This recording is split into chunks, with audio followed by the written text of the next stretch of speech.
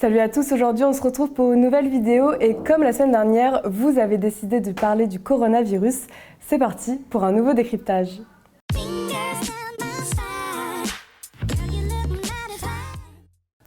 La semaine dernière, on vous a expliqué en story les origines et les symptômes du virus et en une semaine, les choses ont beaucoup évolué.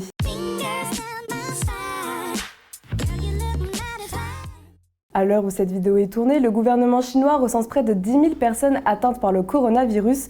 260 personnes ont succombé à la maladie, 259 en Chine et une aux Philippines. L'Organisation mondiale de la santé a déclaré jeudi dernier l'urgence de santé publique de portée internationale. C'est la 6e fois, le dernier en date étant pour Ebola.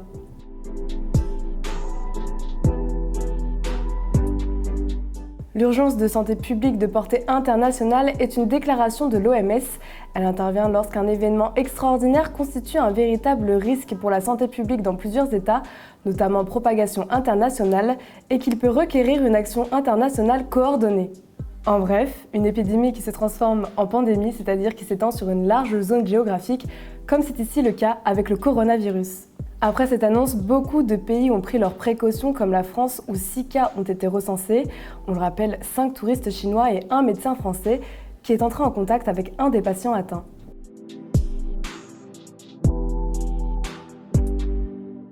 Tout d'abord, Air France a suspendu ses vols vers la Chine continentale. Toutefois, le 30 et 31 janvier dernier, la compagnie a affrété des vols pour rapatrier ses clients déjà en Chine, ainsi que son personnel. Vendredi, 180 Français de Wuhan ont atterri dans la base militaire d'Istres dans les Bouches-du-Rhône et surtout les passagers, 2 ont présenté des symptômes de la maladie. Après avoir passé des tests révélés négatifs, les 180 Français ont été placés en quarantaine dans un centre de vacances. Un deuxième avion a atterri dimanche dans la base militaire d'Istres. À son bord, 250 passagers dont 60 Français.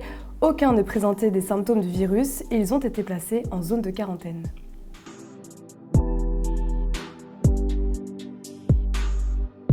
Tellement médiatisé, le coronavirus a surtout levé une vague de paranoïa, pénurie de masques à protection dans les pharmacies ou alors racisme anti-asiatique banalisé.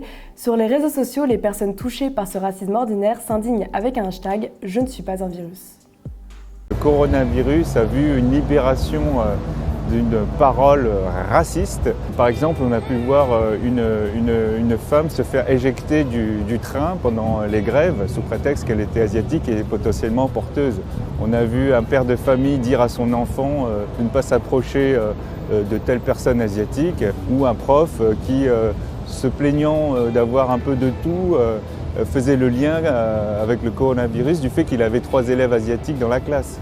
Le traditionnel défilé du Nouvel An chinois à Paris, qui d'habitude rassemble plus de 100 000 spectateurs, a même été reporté au printemps prochain. Les organisateurs pensaient qu'au vu de l'actualité, il y aurait beaucoup moins de monde. Le responsable de l'association Chinois résidant en France l'explique, c'est pour risque sanitaire et pour risque de psychose que le festival n'aura pas lieu.